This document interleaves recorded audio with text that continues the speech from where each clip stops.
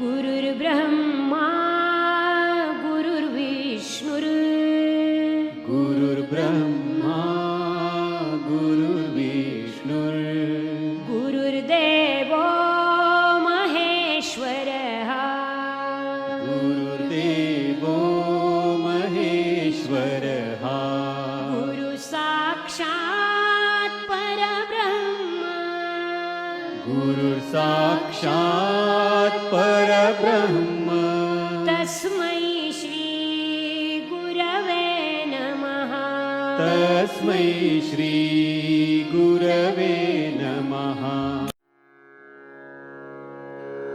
ॐ नमो भगवते वासुदेवाय ॐ नमो भगवते वासुदेवाय ॐ नमो भगवते वासुदेवाय ॐ नमो भगवते वासुदेवाय ॐ नमो भगवते वासुदेवाय वासुदेवाय वासुदेवाय। प्रेम से बोलो श्री कृष्ण भगवान की जय। एक बार बोल दो ना राधे राधे।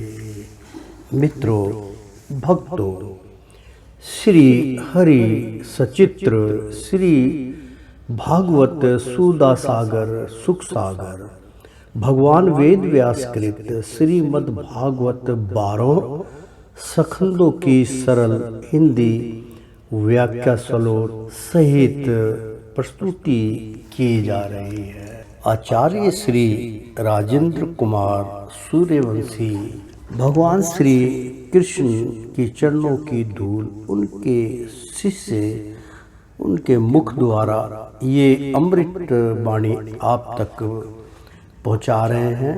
यज्ञ का प्रसाद लेना मत भूलिए। हम तो पूरे विश्व को वितरण कर रहे हैं प्रसाद, तो प्रेम से बोलिए श्री कृष्ण भगवान की जय।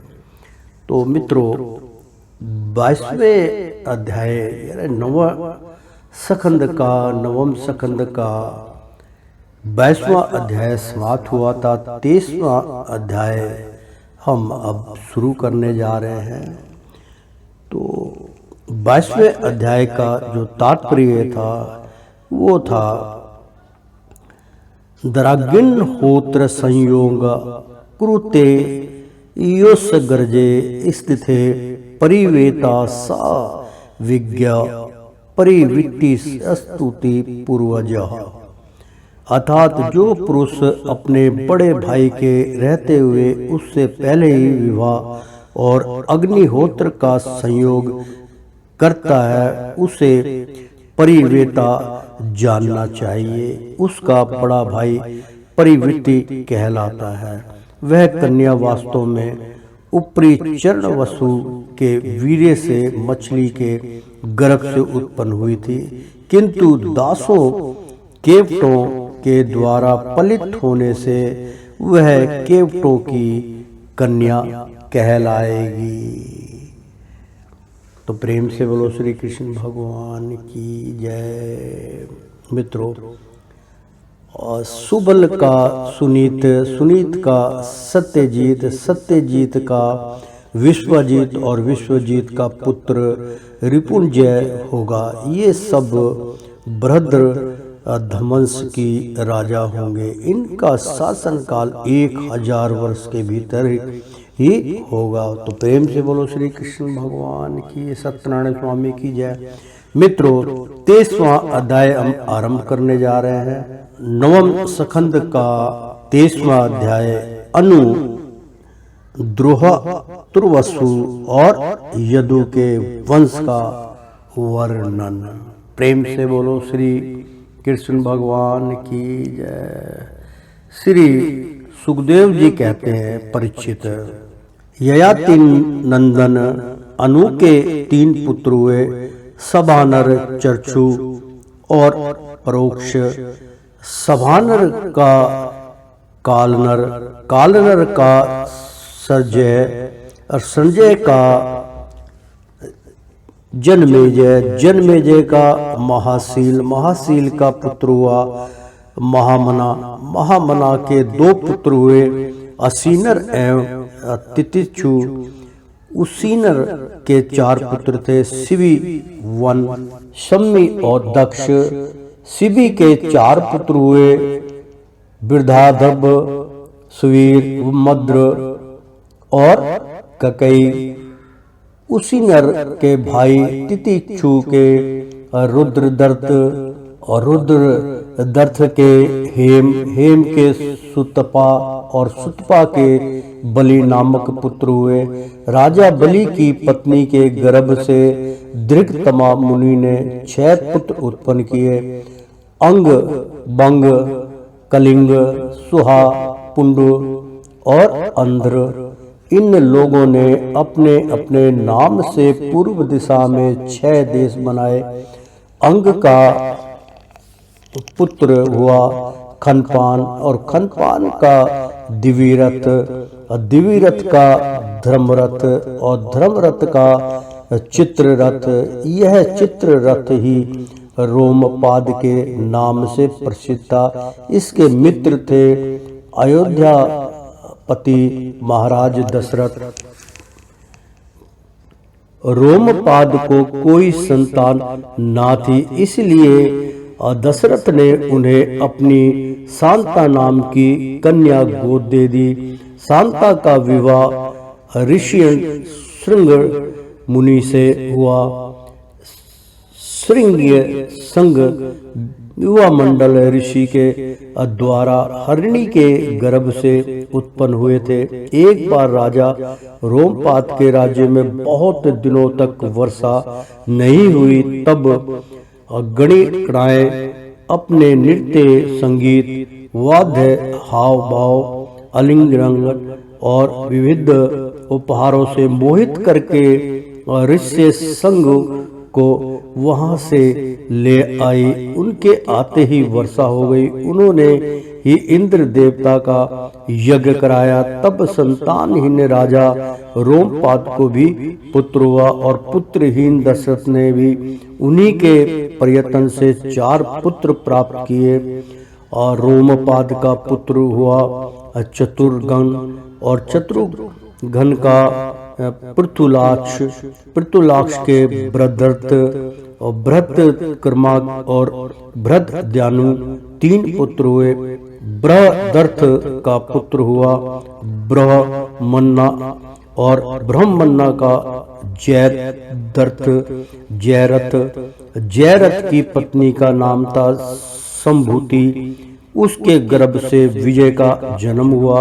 विजय का घृति, घृत का ध्रुतवर्त, ध्रुतवर्त का सत्यकर्मा और सत्यकर्मा का पुत्र था अधिरथ।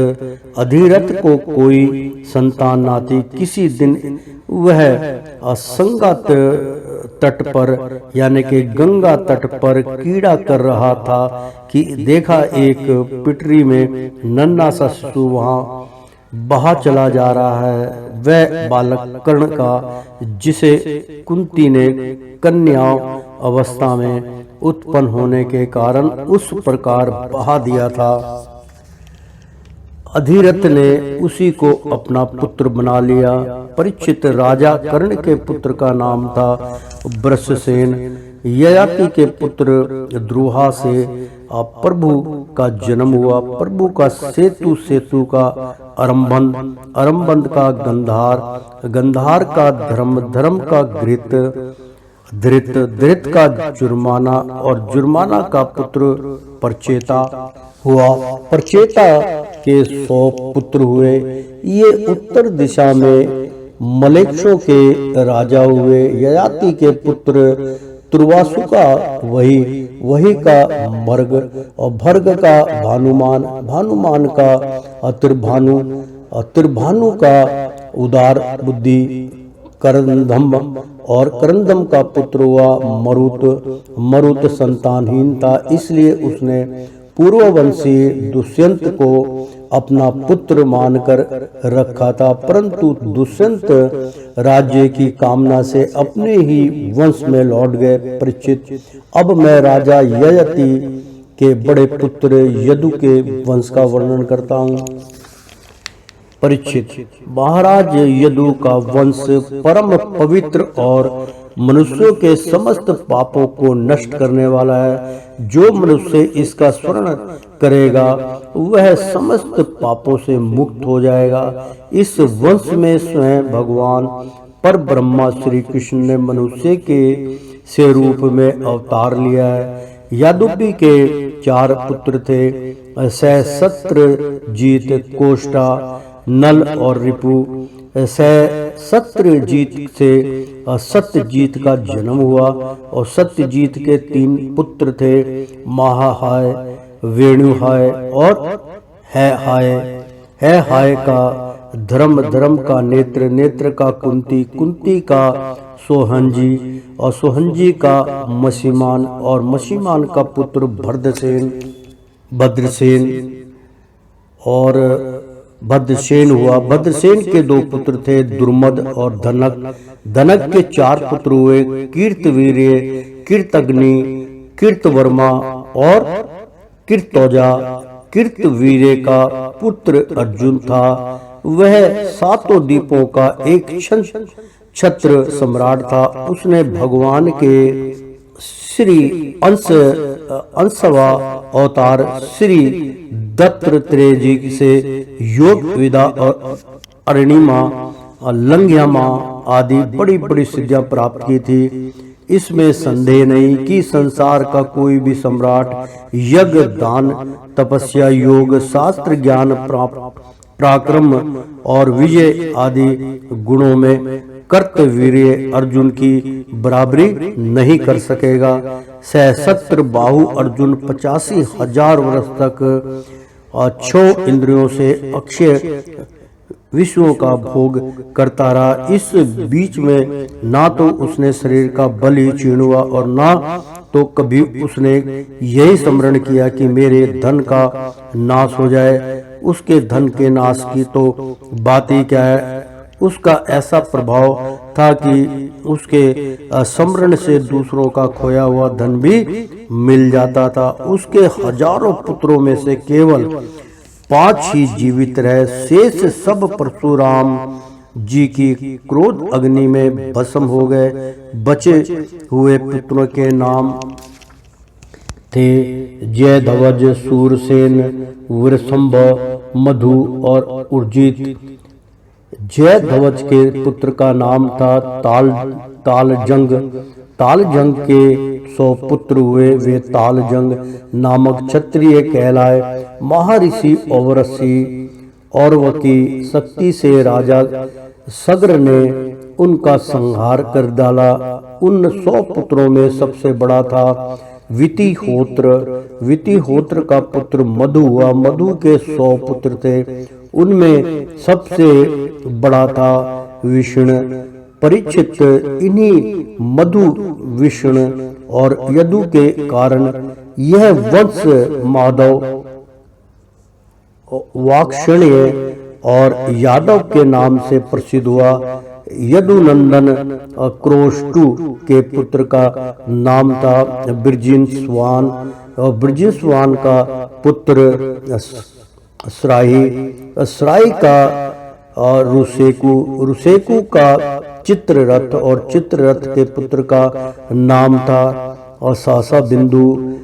वह परम योगी, महान, भोग्रैश्वर्य संपन्न और अत्यंत पराक्रमी था। वह 14 रत्नों का स्वामी, चक्रवर्ती और युद्ध में अजय था। परम यशस्वी ससबिंदु के 10,000 पत्नियां थी। उनमें से एक एक के लाख संतान हुई थी। इस प्रकार उसके 100 करोड़ 1 अरब संतान ने उत्पन्न हुई। उनमें पृथु, सर्वा आदि 6 पुत्र प्रधान थे। पृथु सर्वा के पुत्र का नाम था धर्म। धर्म का पुत्र उशाना हुआ। उसने 100 आयुष्मेघ यज्ञ किए थे। उसना का पुत्र हुआ रुचक। रुचक के 5 पुत्र हुए। उनके नाम सुनो, पुरुजित, रुकम, रुकमेशु, पृथु और जयमग। जयामग की पत्नी का नाम था सैब्या। जमग के बहुत दिनों तक कोई संतान न हुई, परंतु उसने अपनी पत्नी के भय से दूसरा विवाह नहीं किया। एक बार वह अपने शत्रु के घर से भोज्या नाम की कन्या हर लाए। जब सौभ्या ने पति के रथ पर उस कन्या को देखा, तब वह चिढ़कर अपने पति से बोली, कपटी, मेरे बैठने की जगह पर आज किसे बैठाकर ले आए और ला रहे हो? जामगन ने कहा, यह तो तुम्हारी पुत्र वधू है। सौभ्या ने मुस्कुराकर अपने पति से कहा, मैं तो जन्म से ही बांझ हूँ और मेरी कोई सौत भी नहीं है, फिर यह मेरी पुत्र वधू कैसे हो सकती है? जामवंत ने कहा, रानी, तुमको तो जो पुत्र होगा उसकी यह पत्नी बनेगी। राजा जामवंत के इस वचन का विश्वदेव और पितरों ने अनुमोदन किया। फिर क्या था, समय पर सौभ्या को गर्भ रहा और उसने बड़ा ही सुंदर बालक उत्पन्न किया। उसका नाम हुआ विद्रभ। उसी ने सौभ्या की साध्वी पुत्र वधू भोज्या से विवाह किया। प्रेम से बोलो श्री कृष्ण भगवान की जय। यानी कि श्रीमन नारायण नारायण हरि हरि, तेरी लीला सबसे न्यारी न्यारी, बोलो हरि हरि। प्रेम से बोलो श्री कृष्ण भगवान की जय। मित्रों, 23वां अध्याय संपन्न हुआ। 24वां अध्याय हम प्रारंभ करने जा रहे हैं। विद्रभ के वंश का वर्णन, नवम स्कंद का 24वां अध्याय। विद्रभ के वंश का वर्णन। श्री सुखदेव जी कहते हैं, परीक्षित, राजा विद्रभ की भोज्या नामक पत्नी से 3 पुत्र हुए, कुश, कर्थ और रोमपाद। रोमपाद विद्य प्रभुवंश के में बहुत ही श्रेष्ठ पुरुष हुए। रोमपाद का पुत्र बरभु का कीर्ति, कीर्ति का उनसिक और उनसिक का चेदी राजन। इस चेदी के वंश में ही दम घोष एवं शिशुपाल आदि हुए। करंत का पुत्र हुआ कुंती, कुंती का दृष्टि और दृष्टि का निवृत्ति, निवृत्ति का द्रहा और द्रहा का व्योम, व्योम का ज्युमुत और ज्युमुत का विकृति, विकृति का भीमरथ, भीमरथ का नवरथ और नवरथ का दशरथ हुआ। दशरथ से शकुनी, शकुनी से करम्भी, करम्भी से देवरात, देवरात से देवछत्र, देवछत्र से मधु, मधु से कुरुवंश और कुरुवंश से अनु हुए। अनु से पुरुहोत्र, पुरुहोत्र से आयु और आयु से सत्वा और सातवा का जन्म हुआ। परीक्षित, सातवत के 7 पुत्र हुए, भजमान, भजी, दिव्य, वृष्टिण, विर्ण, देववृद्ध, अंधक और महाभोज भजनमान की 2 पत्नियां थी। 1 से 3 पुत्र हुए, निमोलोची, किंडिकण और धृष्ट। दूसरी पत्नी से भी 3 पुत्र हुए, सत्यजीत, सत्रजीत और आयुताजीत। देवा वृद्ध के पुत्र का नाम था बरभु। देववर्द और बरभु के संबंध में यह बात कही जाती है, हमने दूर से जैसा सुना रखा था, अब वैसा ही निकट से देखते भी हैं। अब बरभु मनुष्यों में श्रेष्ठ है और देवा वृद्ध देवताओं के समान है। इसका कारण यह है कि बरभु और देवा वृद्ध से उपदेश लेकर 14,065 मनुष्य परम पद को प्राप्त कर चुके हैं। सत्यवत के पुत्रों में महाभोज भी बड़ा धर्मात्मा था, उसी के वंश में भोजवंशी यादव हुए। परीक्षित वृषण के 2 पुत्र हुए, सुमित्र और युधाजित के अश्विनी और अग्निमित्र, ये 2 पुत्र थे। अग्निमित्र से निम्र का जन्म हुआ। सत्राजित और प्रसेन नाम से प्रसिद्ध यदुवंशीय निर्भव के ही पुत्र थे। अनमित्र का एक और पुत्र था जिसका नाम था सिनी, और सिनी से ही सत्य का जन्म हुआ। इसी सत्यक के पुत्र युधान थे जो सत्यकी के नाम से प्रसिद्ध हुए। सत्यकी का जय का कुणी और कुणी का पुत्र युगंधर हुआ। अनमित्र के तीसरे पुत्र का नाम विष्ण था। विष्ण के 2 पुत्र हुए, स्वर्णफलक और चित्ररथ।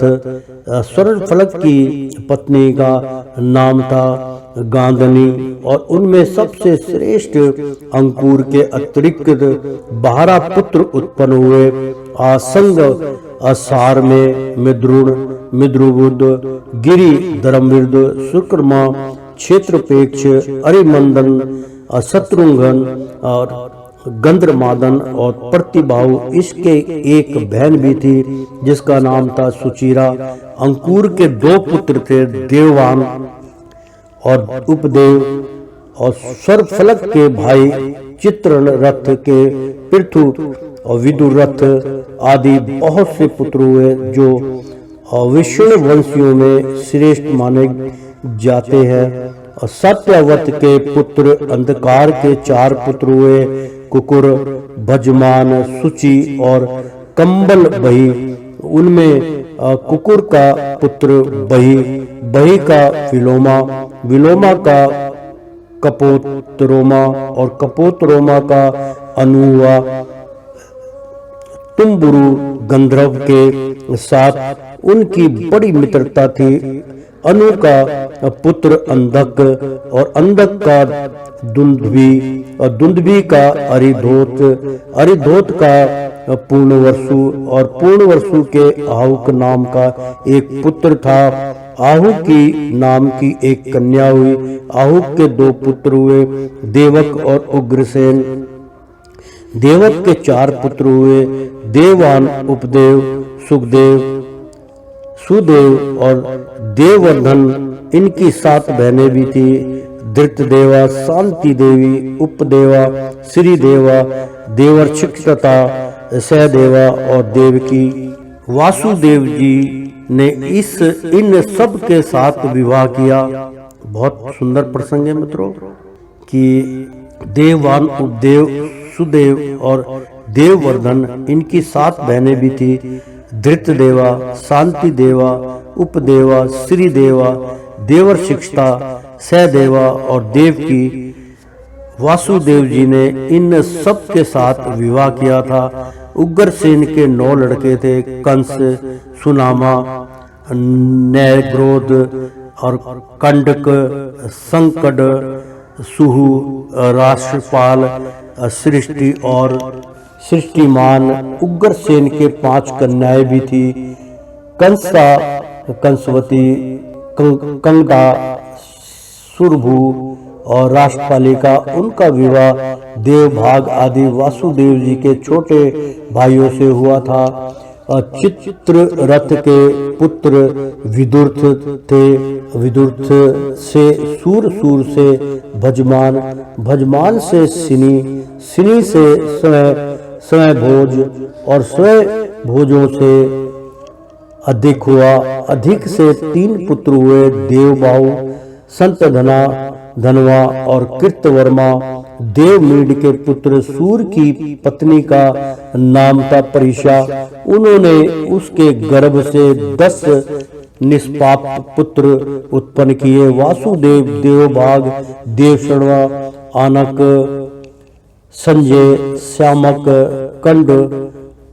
कंडक, समीक, वस्तक और विरक, ये सब के सब बड़े पूज्य आत्मा थे। वासुदेव जी के जन्म के समय देवताओं के नंगारे और नौबत स्वयं ही बजने लगे थे। अतः वे आनंद कुंदन भी कहलाए। कुंदन भी बोलते हैं उनको, भगवान को कुंद भी, आनक कुंद भी कहलाए। वे ही भगवान श्री कृष्ण के पिता हुए। वासुदेव आदि की 5 बहनें भी थी। पृथा, कुंती और ऋतिदेव और ऋतुकीर्ति, ऋतुश्रवा और राजाधी देवी। वासुदेव के पिता सूरसेन के एक मित्र थे। कुंती भोज के कोई संतान ना थी, इसलिए सूरसेन ने उन्हें पृथा नाम की अपनी सबसे बड़ी कन्या गोद दे दी। पृथा ने दुर्वासा ऋषि को प्रसन्न करके उनसे देवताओं को बुलाने की विद्या सीख ली। एक दिन उस विद्या का प्रभाव की परीक्षा लेने के लिए पृथा ने परम पवित्र भगवान सूर्य का आह्वान किया। उसी समय भगवान सूर्य वहां आ पहुंचे। उन्हें देखकर कुंती का हृदय विस्मय से भर गया। उसने कहा, भगवान मुझे क्षमा कीजिए, मैंने तो परीक्षा करने के लिए ही इस विद्या का प्रयोग किया था। अब आप पधार सकते हैं। सूर्य देव ने कहा, देवी मेरा दर्शन निष्फल नहीं हो सकता, इसलिए हे सुंदरी अब मैं तुमसे एक पुत्र उत्पन्न करना चाहता हूँ।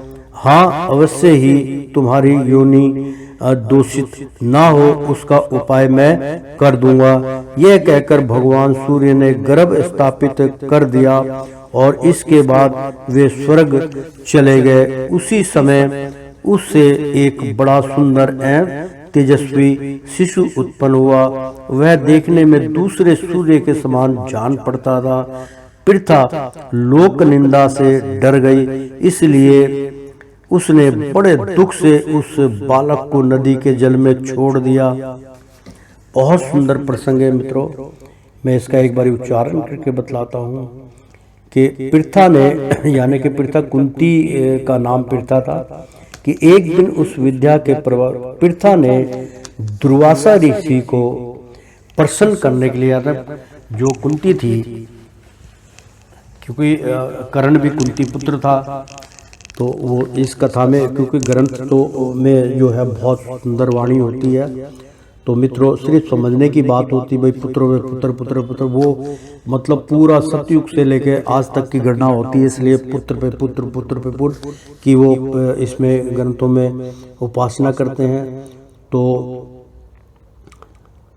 इसमें वो लिखा है कि वे आनंद दुम्भी भी कहलाए। वे ही भगवान श्री कृष्ण के पिता हुए। वासुदेव आदि की 5 बहनें थी। पृथा यानी कि कुंती, पृथा का नाम ही कुंती था। पृथा और ऋतुदेवा, ऋतुकीर्ति और ऋतुश्वा और राजाधी देवी। वसुदेव के पिता सूरसेन के एक मित्र थे, कुंती भोज के कोई संतान ना थी, इसलिए सूरसेन ने उन्हें पृथा नाम की अपनी सबसे बड़ी कन्या गोद दे दी।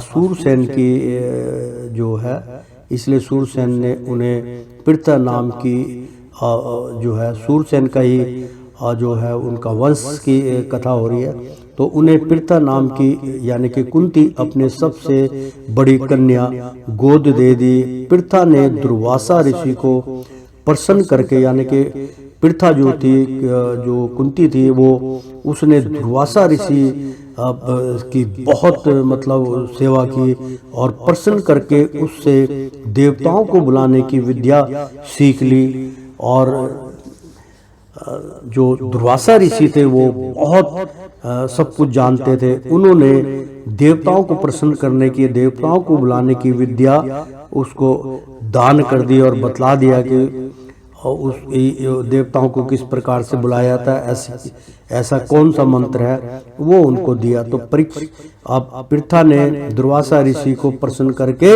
उनसे देवताओं को बुलाने की विद्या सीख ली। एक दिन उस विद्या के प्रभाव की परीक्षा लेने के लिए भाई होता ही है कि भाई मैंने ये देखी है, मैं आजमा के तो देखूं। तो पृथा ने परम पवित्र भगवान सूर्य का आह्वान किया। उसी समय भगवान सूर्य वहां आ पहुंचे। इस कथा से आप प्रचलित हैं। आ पहुंचे, उन्हें देखकर कुंती का हृदय विस्मय से भर गया।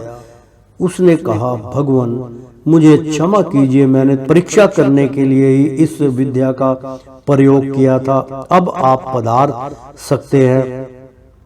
सूर्य देव ने कहा, देवी मेरा दर्शन निष्फल नहीं हो सकता, इसलिए हे सुंदरी अब मैं तुमसे एक पुत्र उत्पन्न करना चाहता हूँ। हाँ, अवश्य ही तुम्हारी योनि दूषित ना हो, इसका उपाय मैं कर दूंगा। ये कहकर भगवान सूर्य ने गर्भ स्थापित कर दिया और इसके बाद वे स्वर्ग चले गए। उसी समय उससे एक बड़ा सुंदर एवं तेजस्वी शिशु उत्पन्न हुआ। वह देखने में दूसरे सूर्य के समान जान पड़ता था।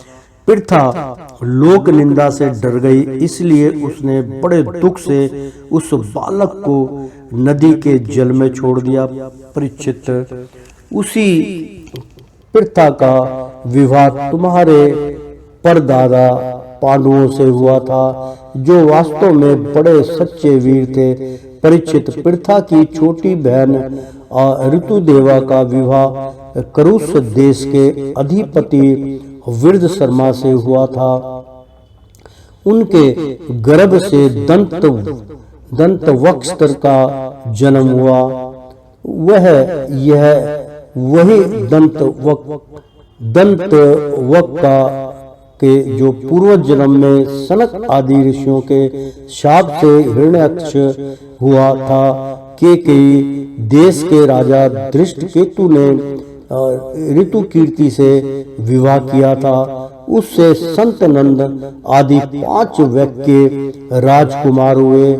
राजधी देवी का विवाह जयसेन से हुआ था। उसके 2 पुत्र हुए, विंद और अविविंद। वे दोनों ही अवंती के राजा हुए। चेदी राज दमघोष ने ऋतु श्रवा का प्राणी ग्रहण किया। उसका पुत्र था शिशुपाल, जिसका वर्णन मैं पहले 7वें स्कंद में कर चुका हूँ। वासुदेव जी के भाइयों में से देवभाग की पत्नी कंसा के गर्भ से 2 पुत्र हुए, चित्रकेतु और बृहदल। देव सर्वा की पत्नी कंसवती से सुरवीर और ईशुमान नाम के 2 पुत्र हुए। आनक की पत्नी कंडा के गर्भ से भी 2 पुत्र हुए, सत्यजीत और पुरुजीत। संजय ने अपनी पत्नी राष्ट्रपालिका के गर्भ से वृष और द्रुपक्षण आदि कई पुत्र उत्पन्न किए। उसी प्रकार श्यामक ने सूरभू नाम की पत्नी से हरिकेश और हिरण्यक्ष नामक 2 पुत्र उत्पन्न किए। मिस्र केसी अप्सरा के गर्भ से वसक के भी वर्क आदि कई पुत्र हुए। वर्क ने दुर्वाक्षी के गर्भ से तक्ष, पुष्कर और साल आदि कई पुत्र उत्पन्न किए। समिक की पत्नी सुधामनी ने भी सुमित्र और अर्जुन पाल आदि कई बालक उत्पन्न किए। कंकड़ की पत्नी कणकिका के गर्भ से 2 पुत्र हुए, रित्रधाम और जय। प्रेम से बोलो श्री कृष्ण भगवान की जय। मदिरा, रोचना, ईला और देवकी आदि बहुत सी पत्नियां थी। रोहिणी के गर्भ से वासुदेव जी के बलराम, गदसारण, दुर्मर्द, विपुल, ध्रुव और क्रीत आदि पुत्र हुए थे। और पौरवी के गर्भ से उनके 12 पुत्र हुए, भूत, सुभद्र, भद्रवा, दुर्मद और भद्र आदि। नंद, उपानंद, कीर्तक, सूर आदि मदिरा के गर्भ से उत्पन्न हुए थे। कौशल्या ने एक ही वंश उजागर पुत्र उत्पन्न किया था, उसका नाम था केसी। उसने रोचना से हस्त और हेमगंध आदि तथा ईला से उर्वलक आदि प्रधान यदुवंशी पुत्रों को जन्म दिया। परीक्षित, वासुदेव जी के घृत देवा के गर्भ से विपुष्ट नाम का एक ही पुत्र हुआ और शांति देवा से श्रम और प्रतिशूत्र आदि कई पुत्र हुए। उपदेवा के पुत्र कल्प वर्ष आदि 10 राजा हुए और श्री देवा के वसु, हंस, सुहंस आदि 6 पुत्र हुए। देवरक्षिता के गर्भ से गद आदि 9 पुत्र हुए तथा जैसे स्वयं धर्म ने 8 वासुओं को उत्पन्न किया था, वैसे ही वासुदेव जी ने सहदेवा के गर्भ से पुरुविशुत्र आदि 8 पुत्र उत्पन्न किए। परम उदार वासुदेव जी ने देवकी के गर्भ से भी 8 पुत्र उत्पन्न किए, जिनमें 7 के नाम हैं कीर्तिमान, सुसेन, भद्रसेन और ऋतुजु, सम्मंद्रन, भद्र और शेषा अवतार श्री बलराम जी। उन दोनों के 8वें पुत्र स्वयं श्री भगवान ही थे। परीक्षित, तुम्हारी परम सौभाग्यवती दादी सुभद्रा भी देवकी जी की ही कन्या थी। प्रेम से बोलो श्री कृष्ण भगवान की जय। जब जब संसार में धर्म का हास और पाप की वृद्धि होती है, तब तब स्वर शक्तिमान भगवान श्री हरि अवतार ग्रहण करते हैं। परीक्षित, भगवान सबके दृष्टा और वास्तव में असंग आत्मा ही है, इसलिए उनकी आत्म स्वरूपिणी योग माया के अतिरिक्त उनके जन्म अथवा कर्म का और कोई भी कारण नहीं है। उनकी माया का विलास ही जीव के जन्म, जीवन और मृत्यु का कारण है और उनका अनुग्रह ही माया को अलग करके आत्म स्वरूप को प्राप्त कराने वाला है। जब असुरों ने राजाओं का वेश धारण कर लिया और कई अक्षयहिणी सेना इकट्ठी करके वे सारी पृथ्वी को रौंदने लगे, तब पृथ्वी का भार उतारने के लिए भगवान मधुसूदन बलराम जी के साथ अवतीर्ण हुए।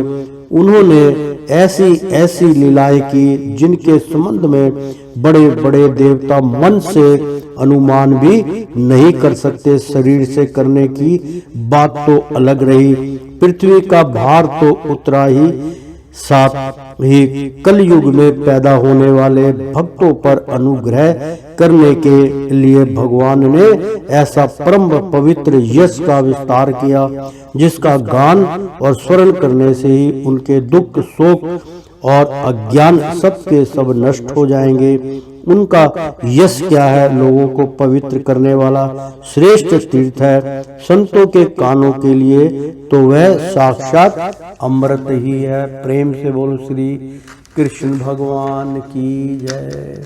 एक बार भी यदि कान की अंजलियों से उसका आचमन कर लिया जाता है तो कर्म की वासनाएं निर्मूल हो जाती हैं। परीक्षित, भोज, वीक्षण, आनंदक, मधु, सूरसेन, दशरहा, कुरु, संजय और पांडुवंशी वीर निरंतर भगवान की लीलाओं की आदर पूर्वक सराहना करते रहते थे। उनका श्यामल शरीर स्वरंग सुंदर था। उन्होंने उस मनोरम विग्रह से तथा अपनी प्रेम भरी मुस्कान, मधुर चितवन, प्रसाद पूर्ण वचन और कर्म पूर्ण लीला के द्वारा सारे मनुष्य लोग को आनंद में सरोवर कर दिया था। भगवान के मुख कमल की शोभा तो निराली ही थी। मकराकृत कुंडलों से उनके कान बड़े कमन्य मालूम पड़ते थे। उनकी आभा से कपोलों का सौंदर्य और भी खिल उठता था। जब वे विलास के साथ हंस देते तो उनके मुख पर निरंतर रहने वाले आनंद में मानो बाढ़ सी आ जाती। सभी नर नारी अपने नेत्रों के प्यालों से उनके मुख की माधुरी का निरंतर पान करते रहते, परंतु तृप्त नहीं होते। वे उसका रस लेकर आनंदित तो होते ही हैं, परंतु पल के गिरने से उनके, यानी कि पल जो होता, परंतु पल के गिरने से उनके गिराने वाले निमि पर खींचते हैं, मतलब बहुत गुस्सा करते भी। लीला पुरुषोत्तम भगवान अवतीर्ण हुए मथुरा में वासुदेव जी के घर, परंतु वहां रह नहीं, वहां से गोकुल में नंद बाबा के घर चले गए। वहां अपना प्रभोजन जो ग्वाल गोपी और गौओं को सुखी करता था पूर्ण करके मथुरा लौट आए। वर्ज में मथुरा में तथा द्वारका में रहकर अनेकों शत्रुओं का संहार किया। बहुत सी स्त्रियों से विवाह करके हजारों पुत्र उत्पन्न किए। साथ ही लोगों में अपने स्वरूप का साक्षात्कार कराने वाली अपनी वाणी स्वरूप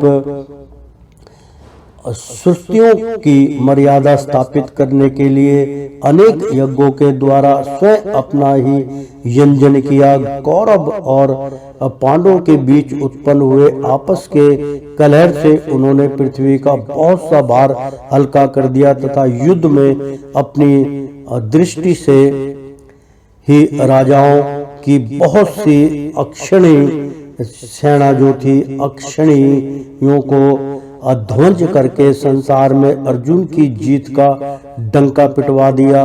फिर उद्धव के आत्म तत्व का उपदेश किया और इसके बाद वे अपने परम धाम को सिधार गए। प्रेम से बोलो श्री कृष्ण भगवान की जय। ओ श्रीमन नारायण नारायण हरि हरि, तेरी लीला सबसे न्यारी न्यारी, बोलो हरि हरि। ओ श्रीमन नारायण नारायण हरि हरि। एक बार बोल दो ना, राधे राधे कृष्णम कृष्णम। मित्रों, भक्तों, श्री भागवत महापुराण का यहाँ पर नवम स्कंद इति नवम स्कंद समाप्त हुआ। हरि ओम तत्सत। प्रेम से बोलो श्री कृष्ण भगवान की जय। एक बार बोल दो ना, राधे राधे।